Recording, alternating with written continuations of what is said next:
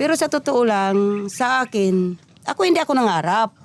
Talagang blinis talaga ako ni Lord. Hindi ako nangarap na magka-shelter.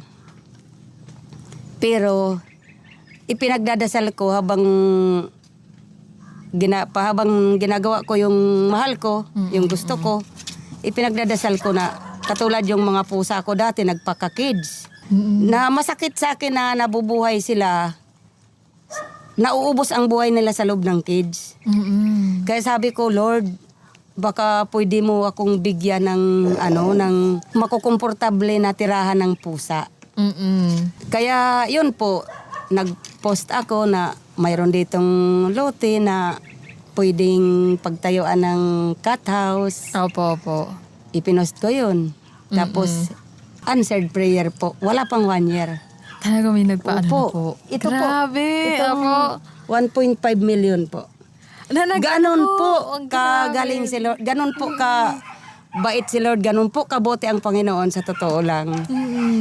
Hindi ko inisip.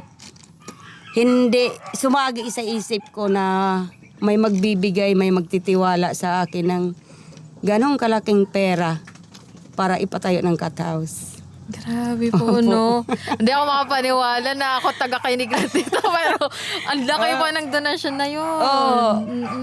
Tapos ngayon po, pinalitan po yung bubong, 155,000. Siya pa rin po. Siya pa rin po. Siya pa rin po. Parang nangyari po kasi nito dahil din po sa pagmamahal niyo sa mga hayop. Ganoon na rin yung ating mga kapatid na minahal din kayo gawa ng inyong pagtulong.